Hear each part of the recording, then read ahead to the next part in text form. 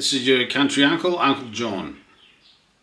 And later on I'll be interviewing Richard, the second part of the interview, and he'll be telling you his favourite native animals and favourite native plant.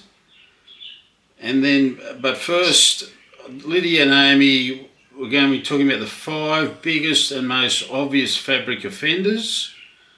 That'll be later on. Yeah, I love independence.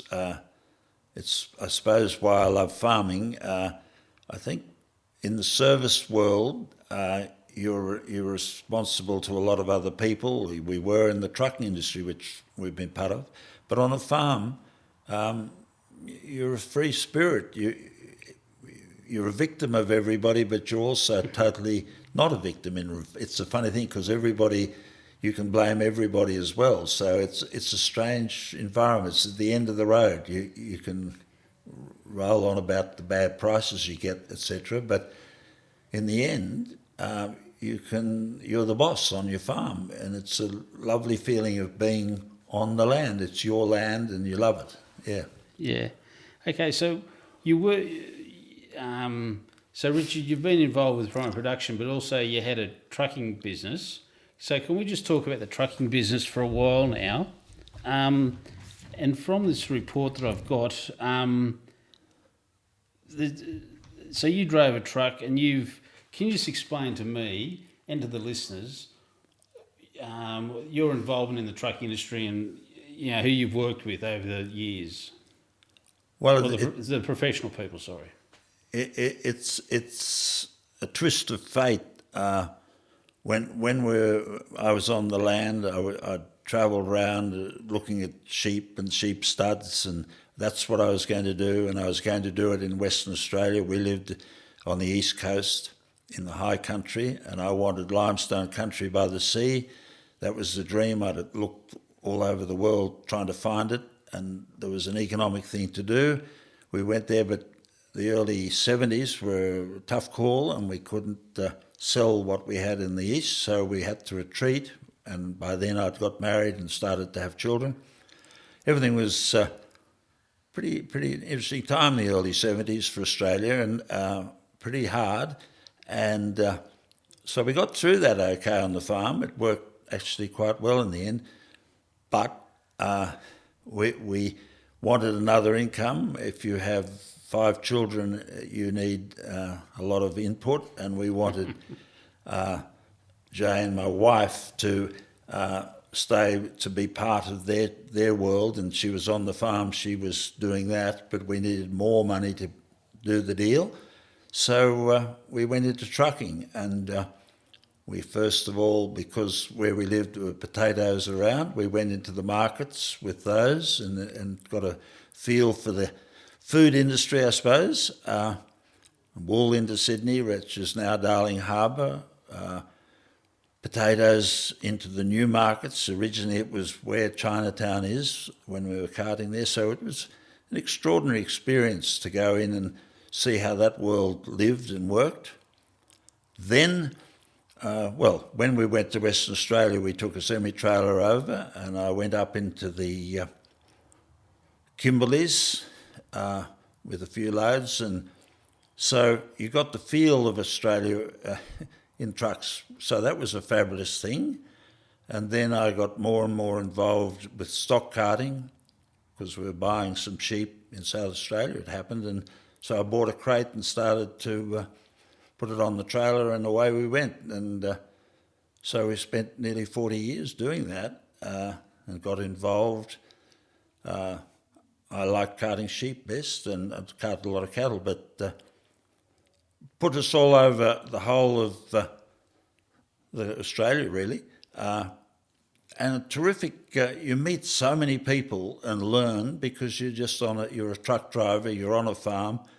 And if I might say, farmers, it's the one thing, they'll tell you anything because you're pretty irrelevant. And so you can, if you were a gossip, my wife's a romance writer, we got some pretty good stories for her. And you meet the greatest guys, well, in livestock that are driving trucks because they're pretty independent and pretty good operators, a lot of them, and most of them are pretty good at handling stock, because if you're not, you won't last, because 400 to 1 or 440 to 1 on an ordinary Ford. So, sorry, 440 sheep to one truck driver. To one truck driver. Right. If you want to get angry with them and take them on, you'll lose. And you learn that, even though if you've got a bad temper, which I probably have, and you get calmer and calmer, and the calmer you get, the better you do it. And they certainly, both ways it works. Right. And so you've been trucking, well, I suppose from the mid-70s or the late 70s, early 80s, but then you told me that you got involved with government authorities to implement standards. Could you tell us about that, please? Yeah, well, that's pretty interesting, because I suppose my father was very strict about standards with stock. And then when I learnt stock carrying, the man who taught me was a very good stockman, and he showed me just what good standards are about. And the animal liberation movement started, and I was at a conference right when that first started, representing some of the truck organisations, which was just being born, actually. And so we were very much at the cutting edge of it, as an association, trying to make sure that it was right, that animals travel safely and well, because we were just moving from rail to road, and so the public were far more aware of it happening, that they were actually moving, and so they were worried about a lot of things, the same as we were worried about a lot of things.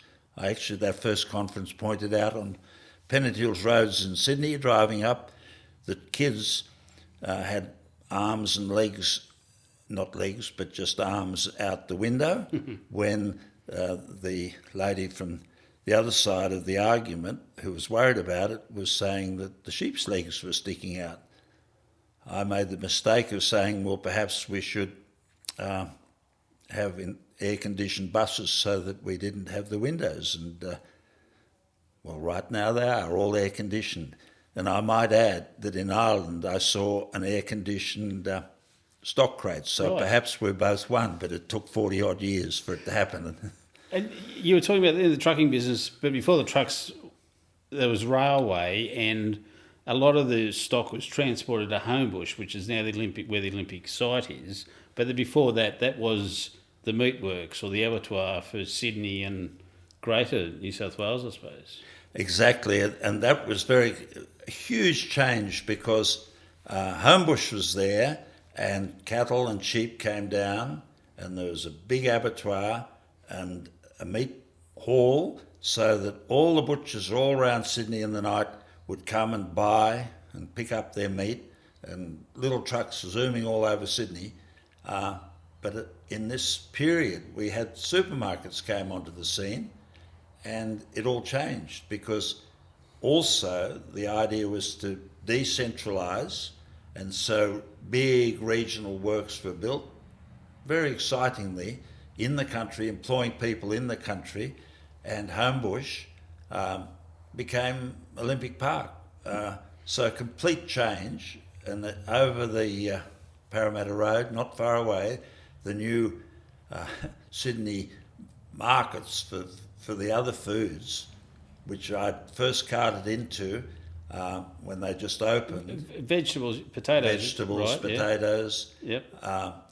They were just across from the meat. Right. But with the supermarkets, everything changed, because regionalisation of the meat industry, and then the growing and vegetables and distribution changed to a far more regional centre, so the market's playing a bit different role to the way they used to. Yeah.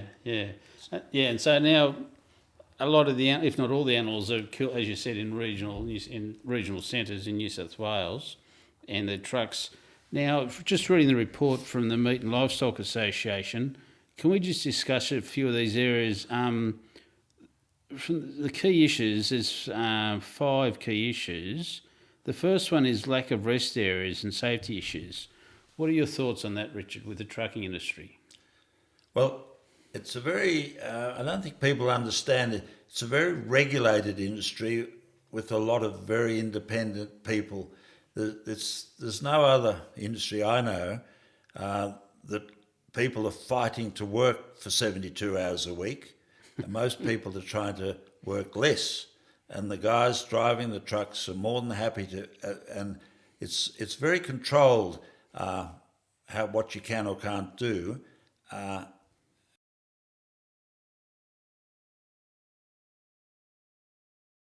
Own website is this clearly disclosed. Instead, the marketing leans heavily on phrases like natural, eco-friendly, and sustainable. This vague language feels intentionally misleading, and the lack of transparency and reliance on buzzwords left me feeling duped. It's a classic case of health washing and greenwashing, using labels and marketing to make synthetic materials seem harmless or even beneficial.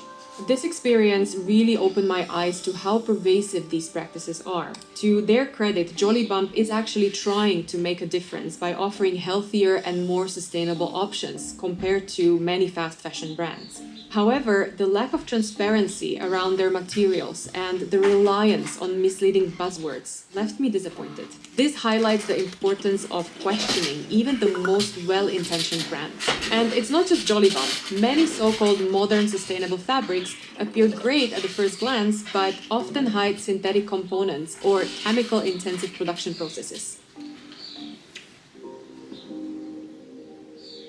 So let's quickly look at some of the known to be harmful chemicals on the screen here that you're exposed to through the clothes you're wearing. It's a huge list, and there is actually even more, but I tried grouping them up to the main ones. Now, the issue with being exposed to all of these chemicals is that they all come with their own harmful health effects. These chemicals I listed have been linked to things like weight gain, depression, chronic diseases, hormonal disruption, thyroid disorders, immune system problems, infertility, and even cancer. And since I want to avoid those, I also avoid clothes that contain these substances and make more conscious choices by paying attention to what's in the clothes I wear.